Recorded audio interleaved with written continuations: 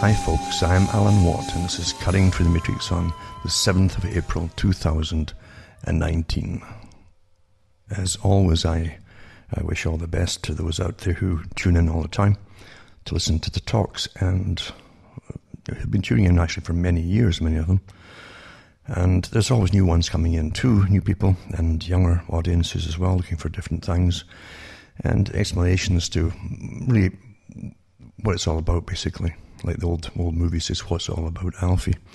Well, I think everybody goes through the same phases and stages of trying to figure out, underneath the massive deluge of data that's dumped on us, and education too, under the guise of education often, because even history changes all the time as well. You'll notice that we all ask the same questions of what's going on, why does it go on, what really is the system we're living in, which goes through different periods of transformation, although it pretends it's not, and all the different techniques and tricks that are used today to create the illusions of mass demands on behalf of the public to change really the system according to a big plan. They've always said that the rich people rule the world, and of course it's very true. Not just myself, but many before me have talked about that.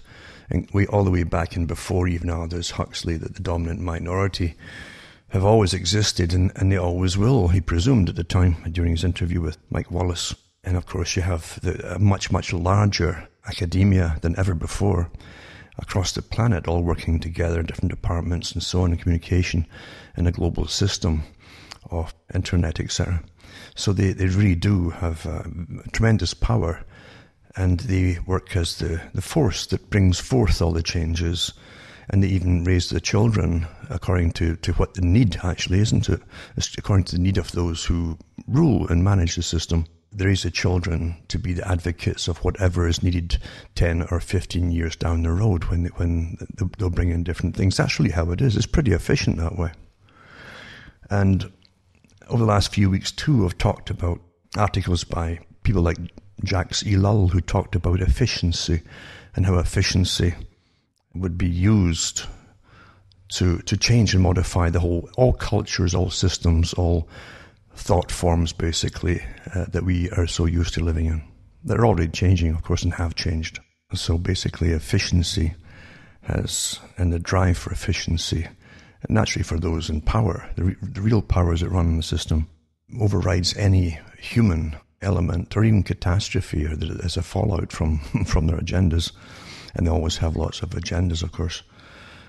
And other philosophers too have talked about necessity, and how under the guise of necessity, which is often the excuse that they'll settle on to make the public go along with something, they use necessity. We have to do this to save you, either from a war or from yourselves and climate change, and yourselves and man-made global warming and so on, anthropogenic warming.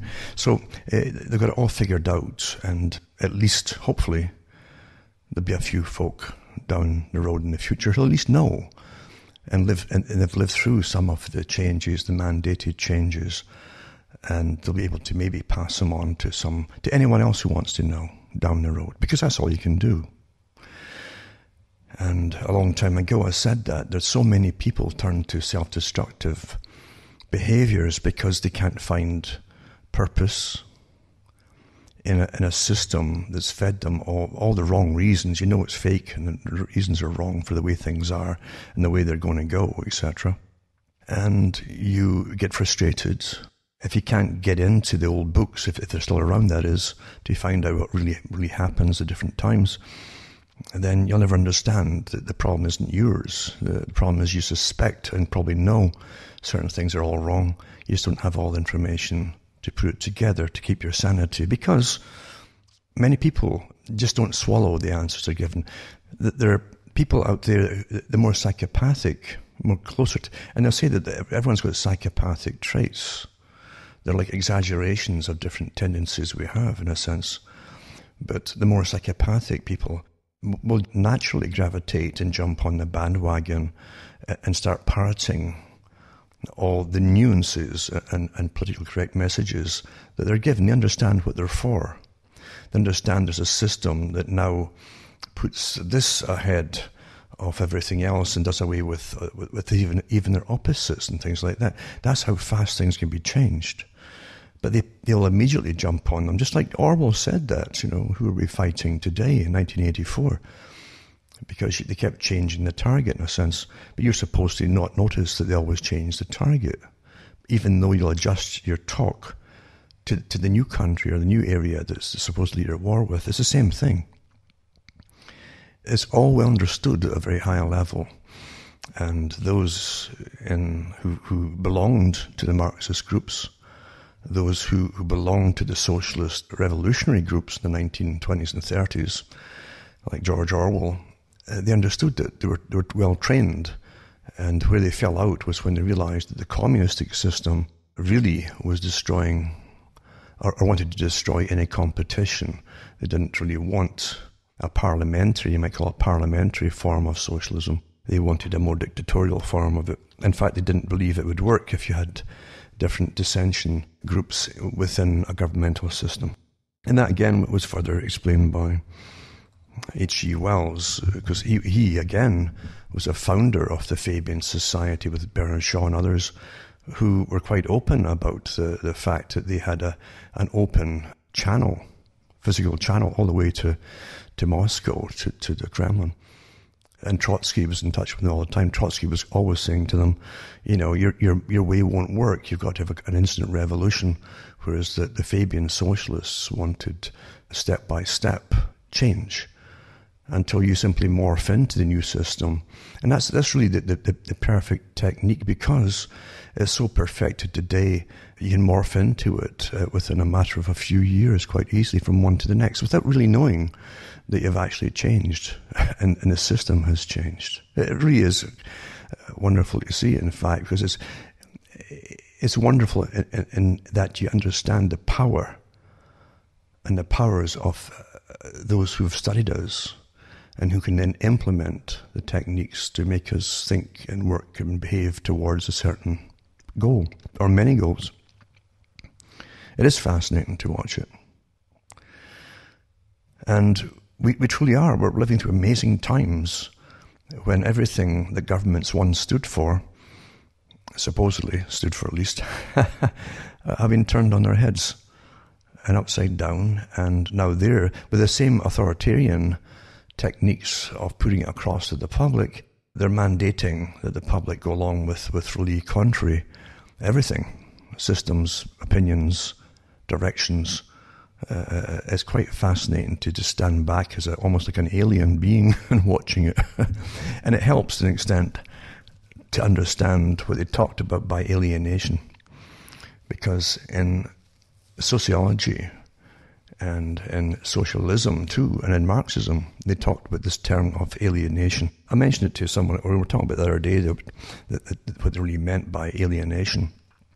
In the Marxian version, it was that basically those in the lower orders, when studied in the 1800s, and much before that too, they literally, especially in the cities, they literally felt they were drifting, because you're such a low class of unimportance. That's how it was put across then. You really had no rights at all. You might get casual labour occasionally, if you're lucky. You had no health care of any kind. You had no welfare of any kind. You were disposable by employers, literally, physically, because, people died of incredible conditions in factories during the Industrial Revolution, things like that, crammed into terrible places. So that's how great the nation was when it was at the height of its empire, in Britain, for instance. And we forget, we're taught to forget it. We come out with this mushy notion of old BBC plays and things where it's all carriages and wealthy middle class from London or something. That wasn't the country at all. And even in London, there's a complete other side of that too. But what I'm getting at is we're so well studied. Marx did it too, because they all knew it. They remember the whole idea of Marxism was eventually revolution, and supposedly the workers at that time, they always presumed there'd always be labourers and workers, that they would supposedly, theoretically, ideally, utopically run the nation and the world, which never really emerged, of course. It was certainly used by others for their own advantage, elsewhere, of course. But the idea that the symptoms we're describing are dead on. Because those who lived in squalor, as they say, because they worked out in different categories, is it squalor that's the problem? No, squalor is a symptom of the poverty. And then the frequent changes of employment, even were often because they were getting fired, or if they were getting a bit older, they get fired immediately because it's easier to hire someone who's cheap and new and younger, you see. That's never going to change either, by the way. And on it goes. So the alienation came because people literally felt, with a conscious mind, you're adrift in the world. And to the extent I understand that, you can feel definitely adrift in the world. And if you do understand it, and I understood it when I was young, going through a lot of some of that too, just understanding what was happening when things did not make sense. Big moves were underfoot, or underway, I should say. Big moves to change the whole system.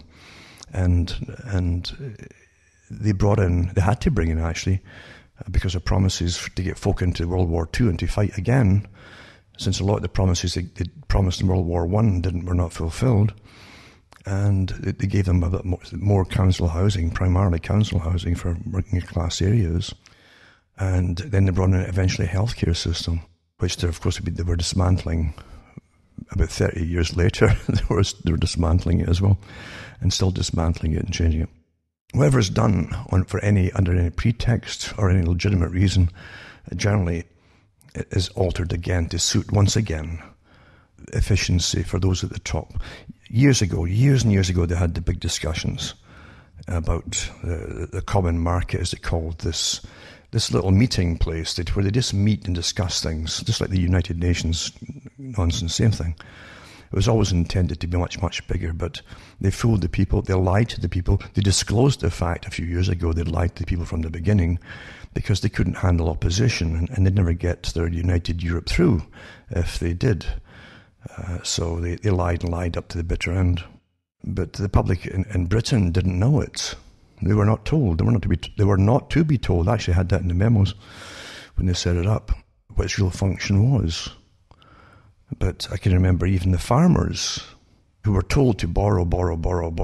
This European free trade deal would be such benefit as they could export even more stuff, etc., etc. And they got loans. The government encouraged it all. They got loans and put their farms down as collateral.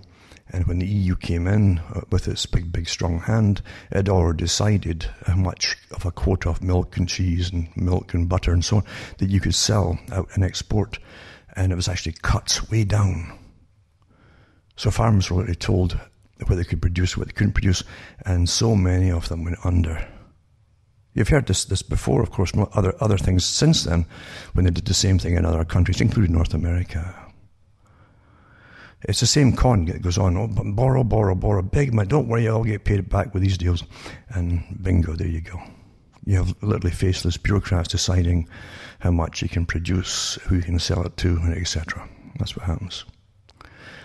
So there's no real freedom to decide your future in certain areas, in old traditional areas, put it that way. With mass unemployment in the West.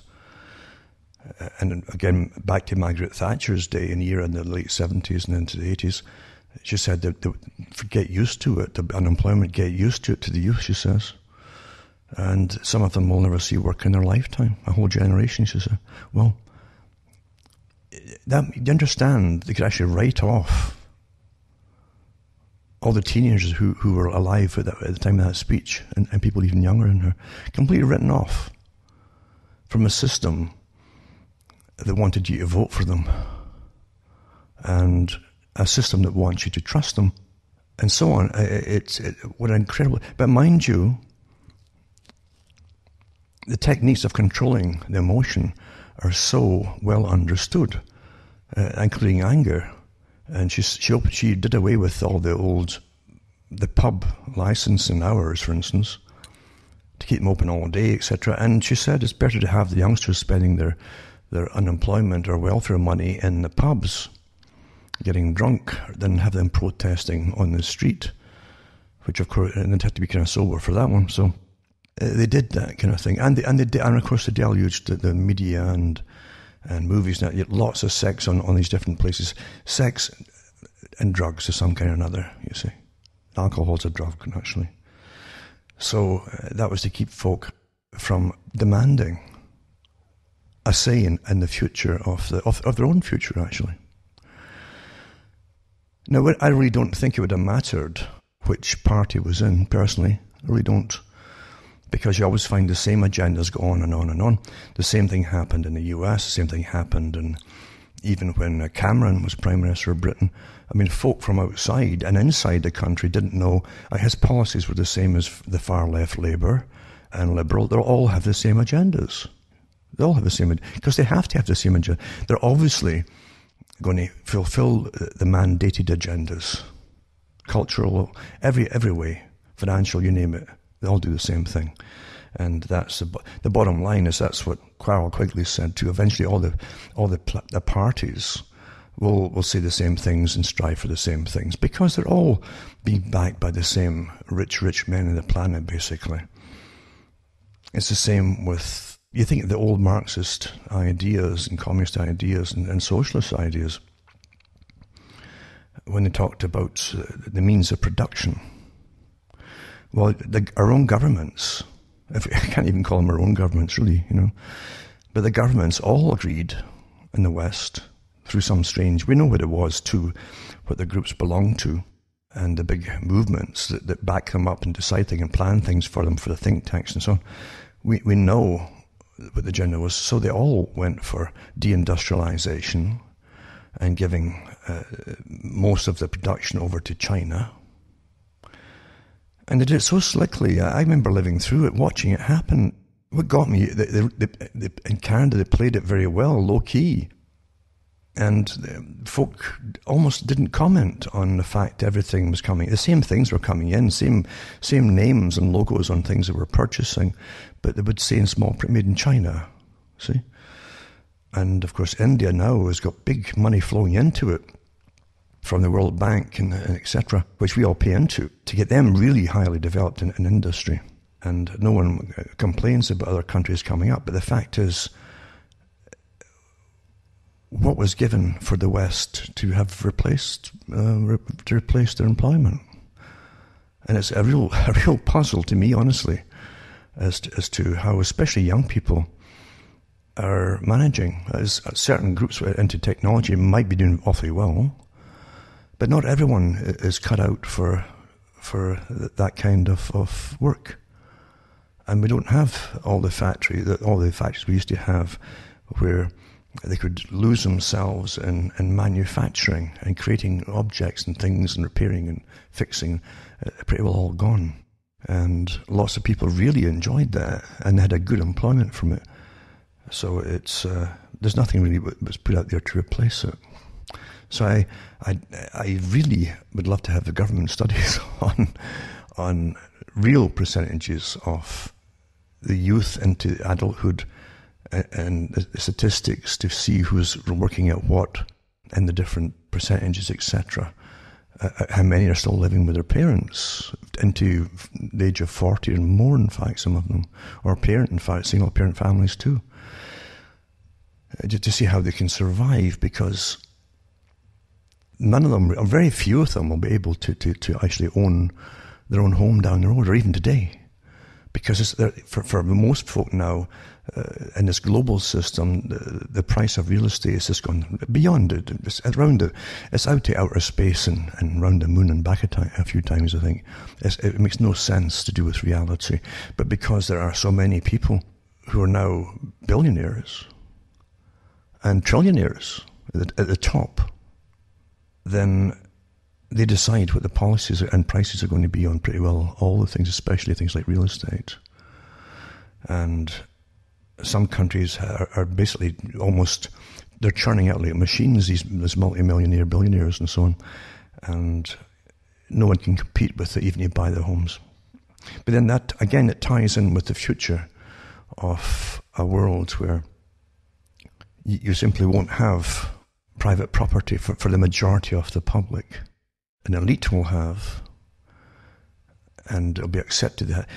Interesting enough too, I was thinking through all of this about those who see certain things, often in their own time, and put it across in some way or another that you can actually analyse it and see how much they knew or what they'd picked up on. And I was thinking about, there's an awfully good writer who worked for television in Britain, and he was a journalist as well as a fiction writer, and he's called Dennis Potter. He died about 1994, but he lived from the 30s right through to 1994, and he was in on the writing game early, as I say, especially with the BBC and so on, and he bemoaned the change in the BBC, which literally, the BBC was promoting promiscuity in the 60s. Everybody at the BBC at that time had come from Oxford and Eton. That was pretty well. You couldn't get in and work there unless you were from those places. And so they were a government-run agency that worked on behalf of the government. It promoted the Cold War, naturally, for MI5 and 6, to keep us all in a state of because we tend to forget. I mean, you wouldn't even know a Cold War was going on, except the declarations that you were so poor because you're paying off debt from World War I and II, and plus added money where we're borrowing to pay for new defence systems for the Cold War. This is how you're kept under. There was no extra cash in those days, believe me. But they gave you, again, the BBC, it was pop, they call it pop music, and drugs. It suddenly became available everywhere, LSD, everything, you name it. And these were not getting made LSD by little science guys in the basement. And well, that's another story. However, they gave you the pop music, drugs, and sex, you see. And in about the mid-60s or so, or the late 60s, early 70s, they came out with the pill. And I think it was the 60s anyway, but the National Health Service could... So really, that's a great way too to divert your attention from your future. All you're thinking about is what you want at the moment, and it might not be that good for you. But the thing is, youngsters always go for the same things, the same temptations and so on, where it's put right in front of them. But it took them away from the old stage system of simply getting married, a lot of them anyway, and having children and continuing. They want to break the continuity of the old system. That was the whole point of it. So the BBC promoted it. They got the guys on who were interviewed, stoned out their heads on live interviews, and it was like a tee-hee laughing matter as opposed to, isn't that terrible that you want your children to emulate these characters? I mean, it really was.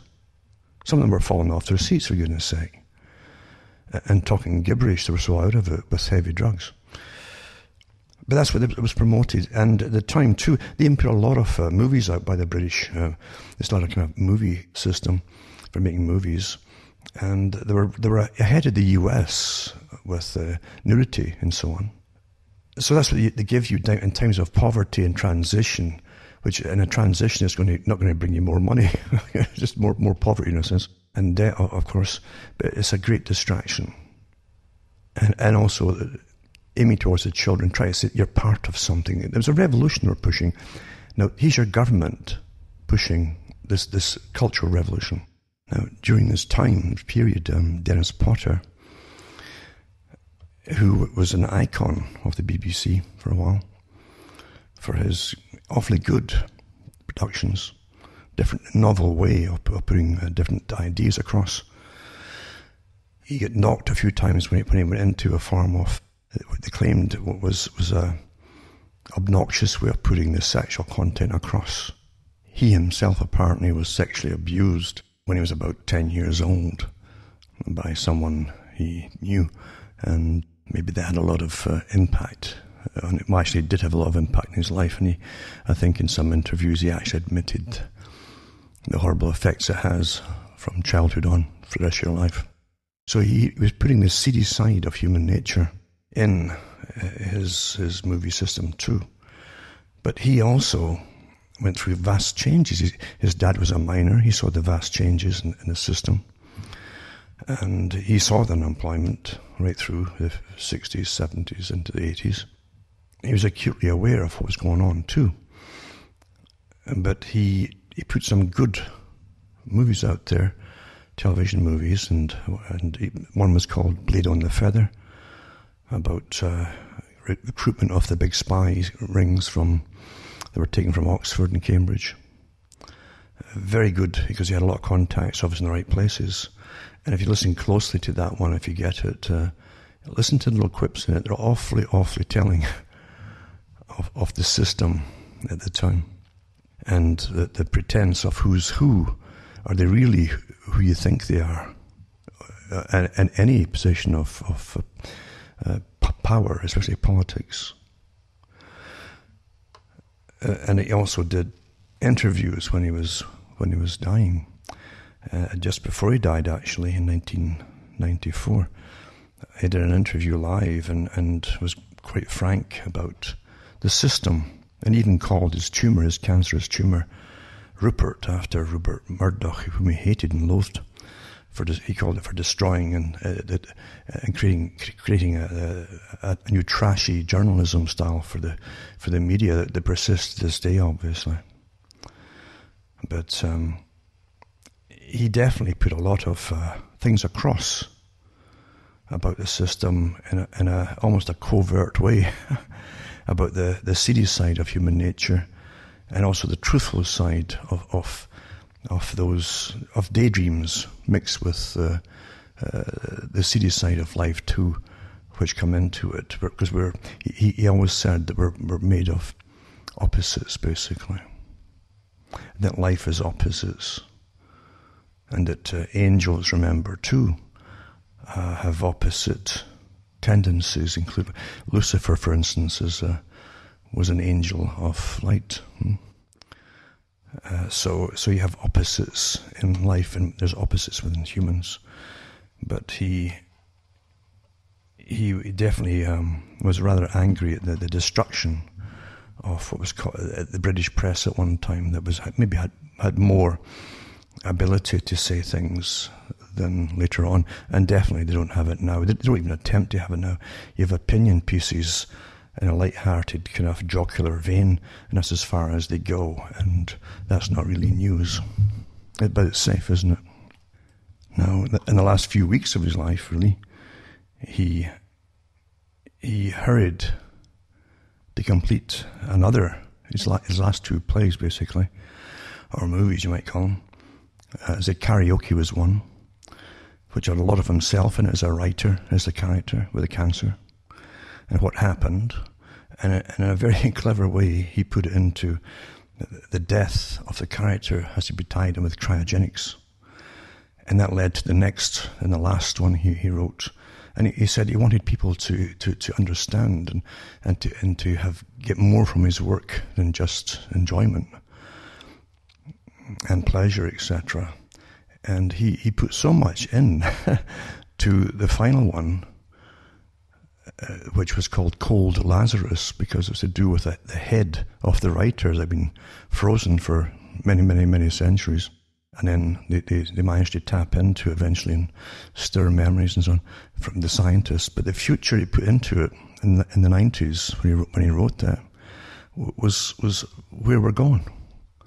He had a world system of the top, almost like star quality CEOs and owners of massive international corporations, living a life of luxury which is into the sci-fi realm, you see, literally.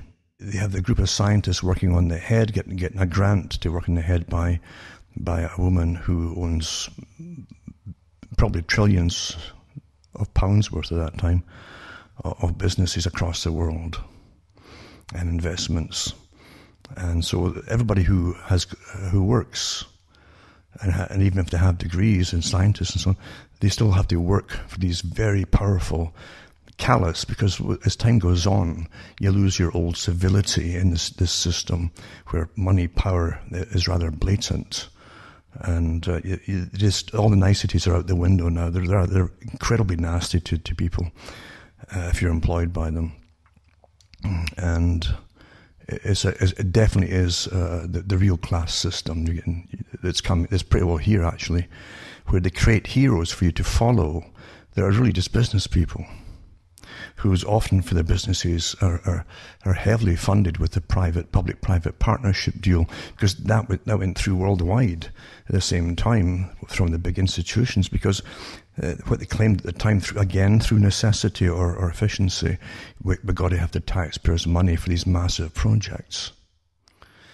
So, but in the future, in called Lazarus, everybody works for these incredible magnets. They also have superstar wealthy people who are superstars because they are wealthy, incredibly wealthy, in what they own, holding companies across the planet, etc. And there's no nations, as far as I can tell, anymore. They have quaint names for regions, and that's about it. You find too that it's a world where everything's monitored. This is before 2001. Everything's monitored. All calls, cameras everywhere. It's very Orwellian too, of course. And nothing is missed. Everything is kept. That's transmitted by any kind of electronic means at all, forever. And this is again before much of the things happened in the West. And the police-military group, that they're all clad in black, naturally, and they're armed to the teeth. They're everywhere in the streets and so on, and outside apartment buildings where folk have to rent, etc. And they've got heavy, heavy armour on themselves too. The cars that you see in it are driverless. They're kind of hovercraft type. They don't go very high, but it's maybe a foot or two off the ground.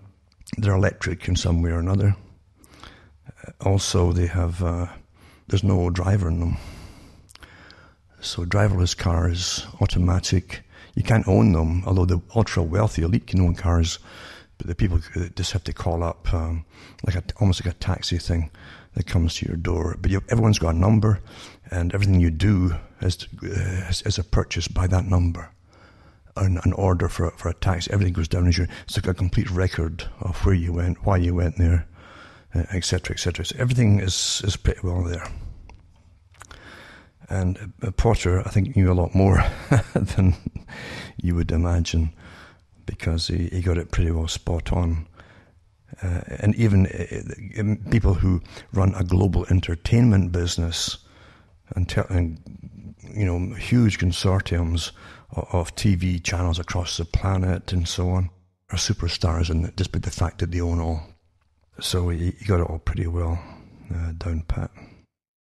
So it really is. And then the cultural changes too. So it's all done there. But we're living through a planned agenda, obviously. Your rights get stripped away under the guise of necessity, because you see there's all these terrible things going on in the world. So everyone has to be monitored, because you can't trust yourself anymore. They've got to keep tabs on everything. So you understand, under a tyranny, any kind of tyranny, those at the top, no matter what they can call it utopia, or heaven even, under any kind of tyranny, that they're always going to try and keep you safe. And they do it by using necessity for having to know what everyone is doing or thinking in order to keep you safe. That's the excuse, you see. And you wouldn't want to be unsafe, would you? So we've got to tap in and see what you're thinking. Do you know that this week, in fact, I think it's Google or some other group out there are actually going forward. And it's funny, I was just talking last week to someone on this thing too. They're going to the next step too. They want to literally have to tap into your mind, your brain. Now that's an old idea, but they're going, once in a while they float old ideas again as they go through more experimentation. They're always experimenting, naturally, but they want to intersect with your mind, even without a chip in your head, if possible, although that might come, it may be more efficient, again, under the guise of efficiency, right? There you go. And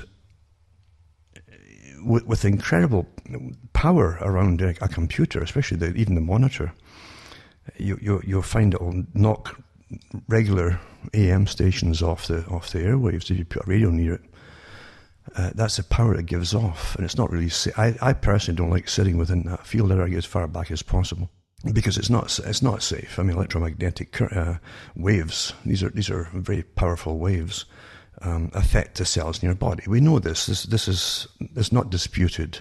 What they dispute is how severe it is, and that's what they dispute. But yeah, I mean, a few years back too, remember in the airports they had little documentaries put out there, articles in newspapers about throwing grants again. See, whatever is used for necessity or even terrorism is great for big business. The articles in the 90s, in the 1990s, that what are the companies going to do that create all the war industry if there's peace? This was mainstream, general, big newspapers across the world. What are they going to do? It's a massive income and so on. Well, they said that they were going into surveillance and security systems, and that's exactly what they did. Well, now they're getting the Cold War revived, so they can have it both ways. But it's so lucrative that you can't give it up, you see. So you could not have a peaceful world and have all these institutions continue being so strong and powerful as they are. And money is powerful. I mean, the big billionaires, trillionaires, and there's trillionaires in the world. There are. They have a lot of clout, an awful lot of clout in society. And when politicians are backed and given massive funding from different ones, they're naturally obliged to listen to the funders before they listen to the people who supposedly elect them. Naturally, that's the way it is. We've got to break out of the shell of pretense that everything's wonderful and everyone out there is honest about it and so on, right? For those at the top to feel safe, they must have the data on every single person in real time, by the minute, by the hour, by the day. That's how you stay safe. Because I don't think the power never trusts the general population, never does, never has. Never has done. You find from the days of Walsingham and the spy industry from Queen Elizabeth the first time, they had spies all through Britain, paid full-time spies, thousands of them, checking it up, and ones even going through places like Scotland, taking a form of census on the population, their health, their manpower strength, even the health of their horses and stuff like that. Quite amazing stuff. Defoe was part of that too later on, that's one of the jobs that he did, going through Scotland. But so anyway, that's always been the way of spies. And of course, spies too were literally during Queen Elizabeth's first reign and afterwards, they watched for Catholics. They watched for Catholics. And when priests were forbidden, Catholic priests, they hung them if they found them in the streets. And spies everywhere. I mean, you have to understand that, as I say, history is a horror show, really. It really is. I really don't expect it to be. I mean, you can get. Today we're so calmed down with a more perfect way of governing us that they can do it so well without overt force all of the time. All of the time. And it's almost like stroking your mind. With, this is okay, look at the happy little bits of stories you get everywhere you open them up, and all the cat and dog stories and stuff like that. Wonderful little things, but you aren't going to get told anything that really matters. News has changed, really changed. In the last 20 years especially, I'd say, and before that too, according to Potter, but in the last 20 years, it's definitely changed big time. And people want their paychecks. Potter mentioned that too in a big talk he gave at the McTaggart Centre to other journalists about the fact that they're all pretty well on. They're the propagandists, the journalists are the propagandists for the rich and wealthy. But for those, as I say, that want to understand at least a bit of what happened in the past and how the best of intentions can get used as well to get the people to go along. There are always those who see incredible profits in times of crisis. I always think of the Council on Foreign Relations. I can't remember which one it was. Was it Hart, is it Gary Hart at the time, who came out he in the newspapers, and I think at the time of 9/11, 2001, and he said, how can we use, that's a favourite thing they say, this crisis to our advantage. And he's talking about to their global agenda, for instance. And that's what they mean by to our advantage. He wasn't talking to the general public. To our advantage. And you've heard it since then by top business people and so on. How can you use this crisis to our advantage? And why let a good crisis go to waste and so on? It's even in the movies now, that kind of thing. Because that's the way it really is, isn't it? That's how it really is. And so the whole idea that they've settled on, united with the mantra of global warming, then turning into climate change, and as the Club of Rome said, famine, plague, and desertification, that kind of stuff, or drought, meaning overpopulation, that's what they really mean by it. That would fit the bill. So man was the enemy. So a war on humanity itself. There's too many of us. We're all consuming. We are the enemy of the planet. We're the enemy of those who control it all.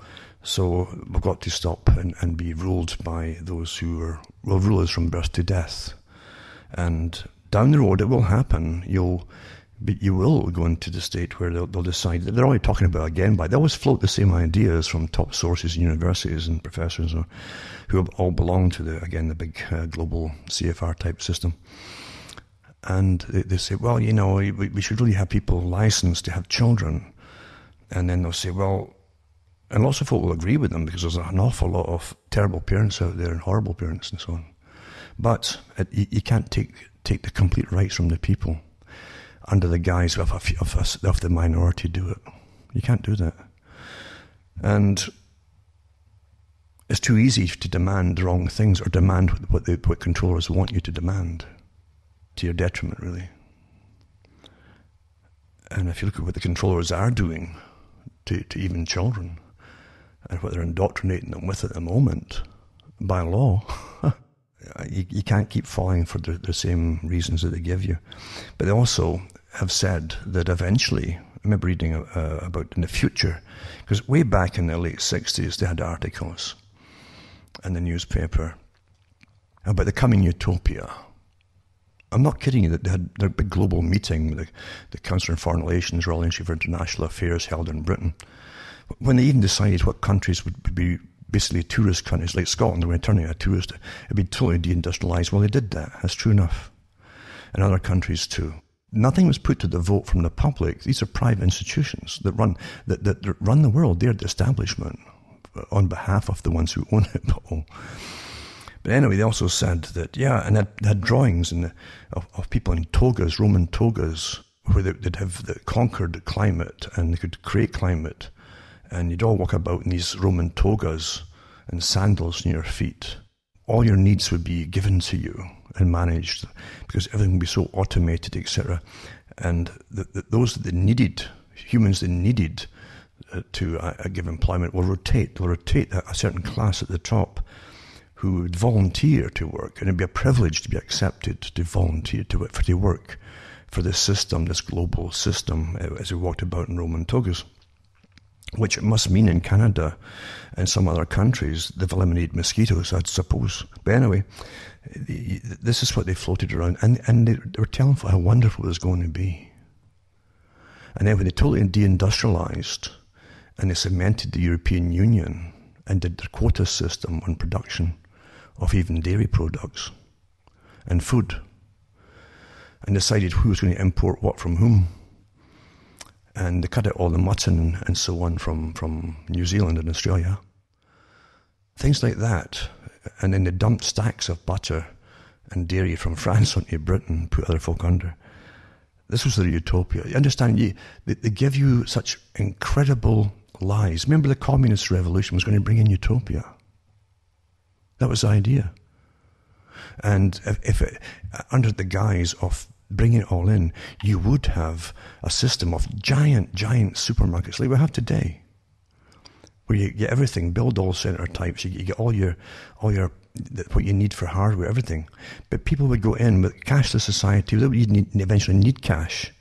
You might get credits, you see, and tokens given to you, like Russell said. But you'd only pick up what they would have no staff there. You'd pick up what you wanted automatically, be a guest checkout or whatever. But people would be so well trained and decent that it would only take what they needed, not any extra. That was an incredible utopia. Well, in that case, you're going to talk about changing the choices of humans, because even the bad choices come from a human trait. And many traits, actually, even survival. People often will shoplift because they're terrified of whatever. There's a good documentary up there of a woman who was one of many women that were sent off to the terrible Soviet Gulags in Siberia. Awful stories, incredible stories of them. And when they come out, they're alive, some of them, or they're alive then anyway, back in the 90s, maybe, or 80s.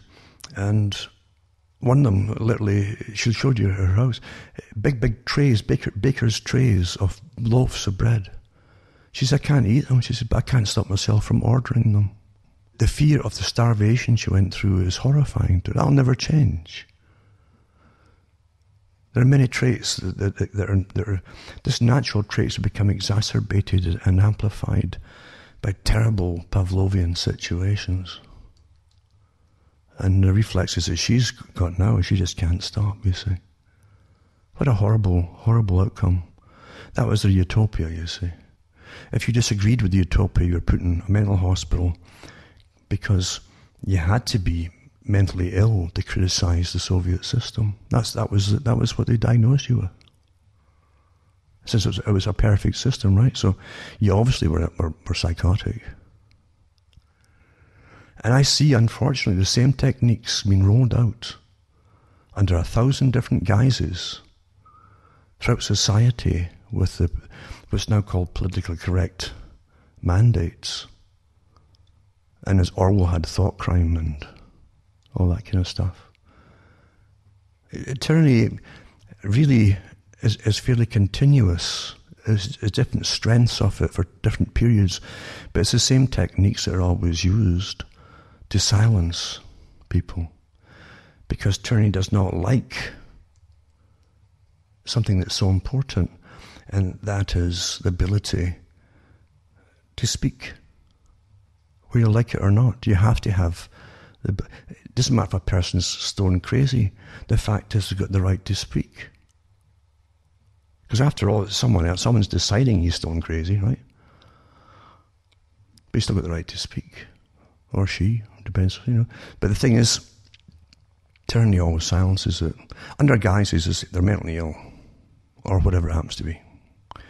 And don't believe it, the same tyrannies that back in the 80s and 70s started dismantling all the psychiatric hospitals across the Western world at the same time, by the way, and in the States as well, and putting them out on the street. They really care, eh? You better start thinking here. Eh? The old saying, if it walks like a duck and quacks like a duck, it is probably a duck.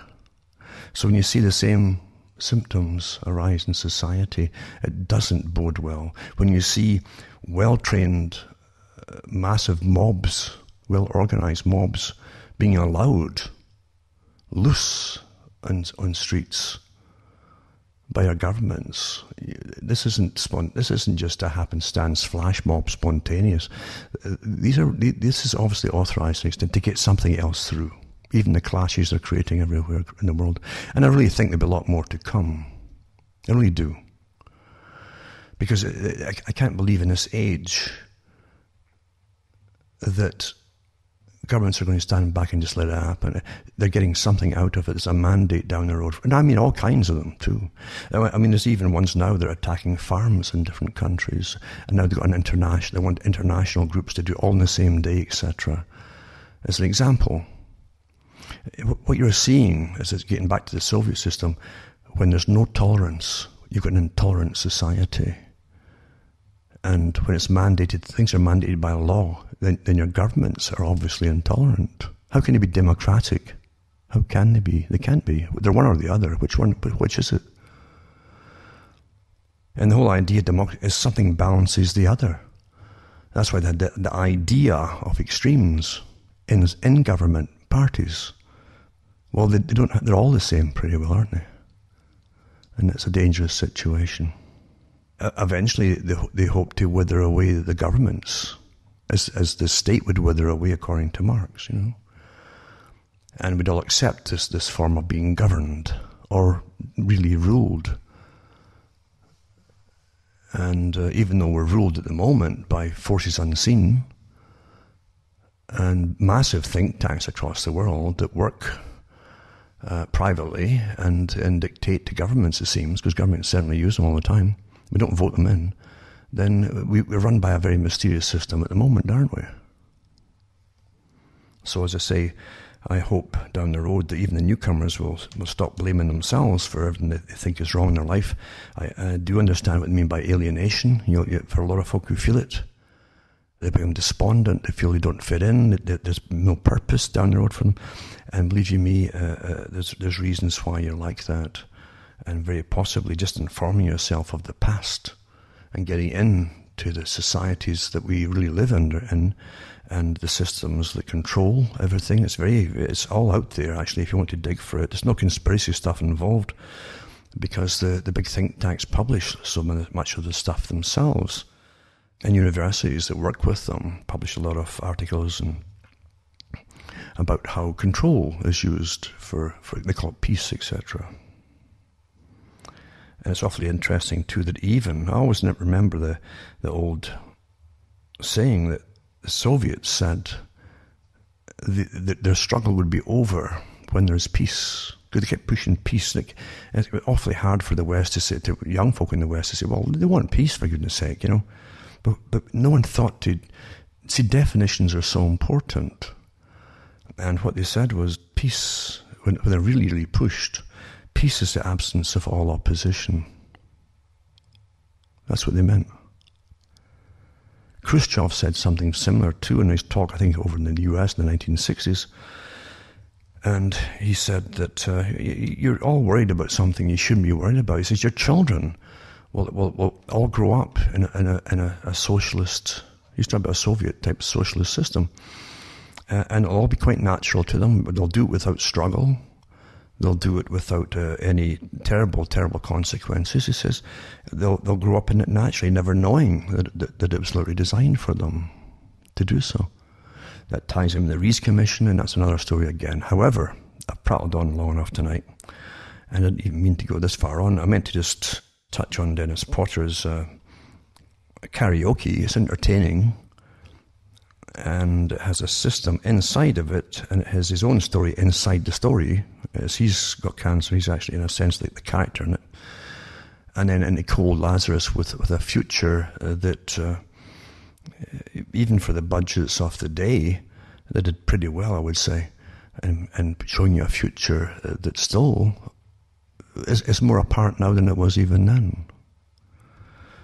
So before I just sign off here, I'll put up some articles that'll tie in with what's current, because it's hard to find current stuff now. There's very little real news anymore. It truly isn't, Things that are important we're not really told about. That way, agendas can go forward from government, and we're simply oblivious of them. But there's one here, I've mentioned it before, about the freedom of the press.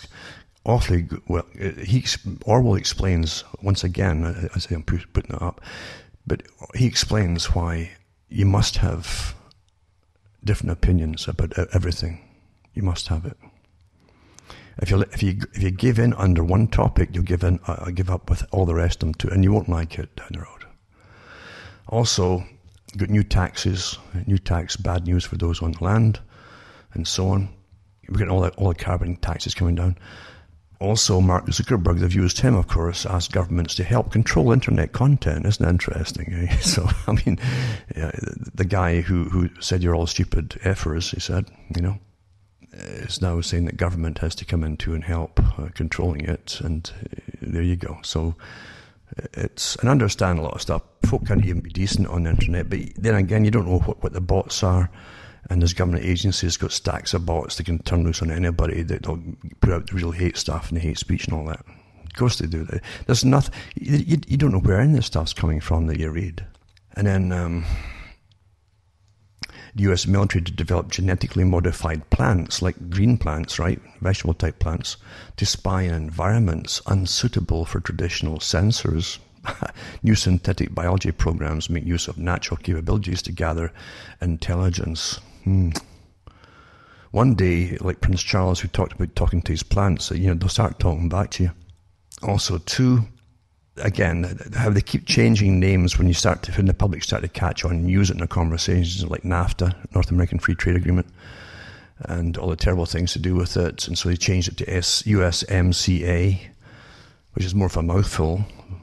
But it's really just NAFTA rebooted. But also the Trans-Pacific Partnership deals too, that everybody was complaining about at the time too, are all incorporated into this new USMCA. I'll put the article up if anyone really cares to know about it and so on, and check it up for themselves. You got to find it for yourselves. I haven't gone through all to see, but it wouldn't surprise me at all. Because they already did the free trade things for the Pacific Rim negotiations separately as well. They'd already signed these things in. And the public, we're completely oblivious or ignorant of what they are, aren't we? And do you have time to read thousands of pages of things? Of course you don't. Neither do the politicians. They don't read them either. They don't. I mean, not being facetious is true. And then another one too. This one here on France, cited as a source of largest number of wealthy migrants coming in, I think, or coming and going actually. And Canada, it says Canada attracted just under 10% of the estimated 82,000 millionaire migrants who changed country last year. According to a recent report, it goes as a breakdown into the wealthiest, the countries where they're moving to, mainly for safety and so on, And it says New World Wealth said the inflows into Canada were boosted by large-scale migration from China into Vancouver and from Europe into Toronto and Montreal. Canada is the second most popular destination for wealthy Chinese immigrants. It's a South Africa-based market research group, New World Wealth it's called, said the overall number of millionaires on the move last year around the world rose 82,000 from 64,000 in 2015. Now, what they claim here is improved education, higher personal safety, where the main driver is when those wealthy people sought out new destinations. So it makes sense too. They want to get, and to the US too. The big Ivy League universities they want to get into, that sticks with them for life. They'll meet the people they'll work with down through life as CEOs in corporations and government. Like Margaret Thatcher said to herself with Britain when she started using the taxpayers' money to fund the private schools and universities and so on, or university system. The class system's alive and well, and believe you me, the class doesn't care where you come from as long as you've got the money, and you can learn. You delve into this new. I think Jacques Attali called them the new nomads. They go across the world, and where the money is where they go, and they'll move again if they need to, and that's how it's to be for the future. Nomadic life existence. Australia has the fastest growing number of millionaires on the planet, it says, and you'll never believe the countries we beat. Now, it's interesting, this all comes out at the same time. It makes you put a different spin on different things, but they might come in with lots of money, but will they benefit you? I very much kind of doubt it. Most of these big wealthy people have international investments in the same stock markets and stuff like that. So it's just the way it is. Also, I'll put these articles up regardless anyway, but you see now. Oh yeah, the carbon, a whole bunch on carbon taxes. And again, the private organizations, the think tanks, even some of them labeled as charities, are driving and pushing it all.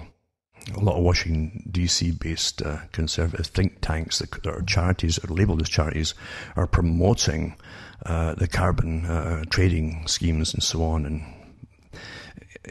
years ago, I gave talks, because I listed all the companies, the international companies, that were all for bringing in carbon taxes.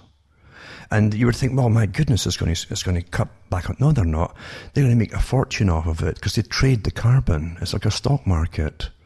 They were all for it because again, how can let this crisis go to waste, you see? So you create an appearance of a crisis, then you get the public to fund the beginnings of the carbon credits to trade with. We did. I read the articles at the time. And then they get them for nothing, and then start trading with them, and they can get billions off of it. Well, we just don't, we're not, you either have that gift of following that kind of technique, or you don't. When it comes to money, I just don't understand it at all. Honestly, I have no interest in this or that, or investments, or how things are done. To me, it goes over my head, and I kind of shut down on. Since school, I've done that pretty well when it comes to numbers. But the ones who have the abilities to catch this stuff, and they can make fortunes, and they do naturally, And the AEI holds carbon tax loving, it's called. This is one of them, American Enterprise Institute. It's amazing that's labeled as a kind of charity and all that.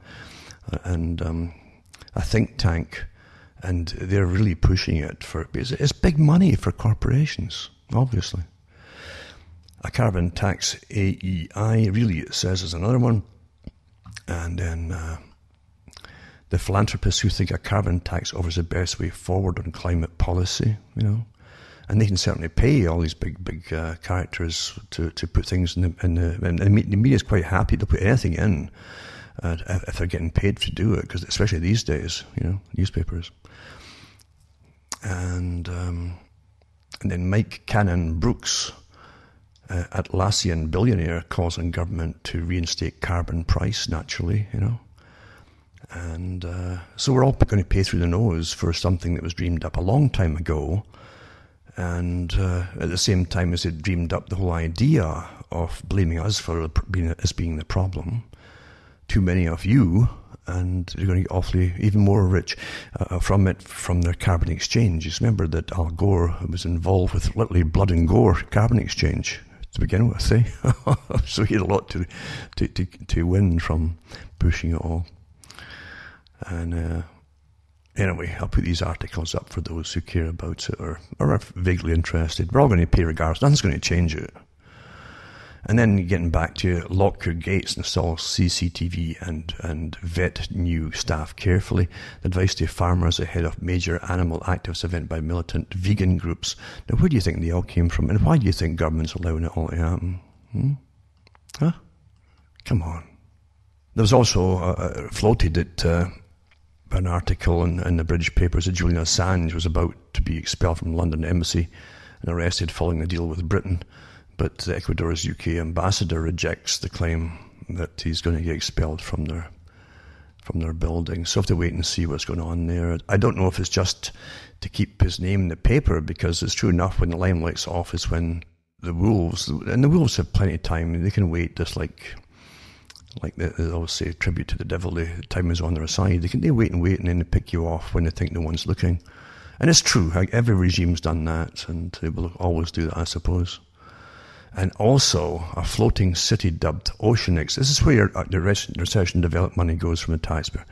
Will save coastal cities from flooding caused by climate change, the UN project claims. So the UN Department for Sustainable Development teamed up with the Oceanix and MIT, an Explorers Club, in a partnership to build a prototype that will be open to visits by members of the public within months. And that'll be the multi-billionaires that we've been reading about here, because they'll end up getting investments in it, and public, they'll get backed dollar to dollar by, at least dollar for dollar, by the governments using it in tax money and so on. Interesting, eh? How things go. But believe you me, you're never going to have a static system. That's what people, I think, often wish that they had, a static system. They even had articles out many years ago about stop it, you're changing too quickly. You don't have time to catch your breath. Things just disappear. Even buildings that your parents could refer to are no longer standing. They just knock them down in no time. So you can't even relate to people that are just a few years older than you. Everybody's, again, this idea of alienation. It's all part of a technique too. Sad. But we're given no choice in the things, and no say in anything either. As I say, at least you have the supposed system of a democracy where opposing viewpoints are supposed to be discussed. believe you me, if you don't have that, the elite themselves will bring you into the cold Lazarus system in no time at all, with no opposition, and then you can never go back to having a say in anything, or even a pretended say in anything, or even some other people that you'll vote in to speak for you. It won't happen. The public are a nuisance, an awful nuisance, to those who want to rule and promote and guide the world. That's why it's far easier to go this way, wean you off of even involvement in what they're up to, and getting you used to being simply governed until you stop asking questions, or even asking who's governing you, you see. Then they can get things really done quickly, and that's the agenda, folks. That's what it's about.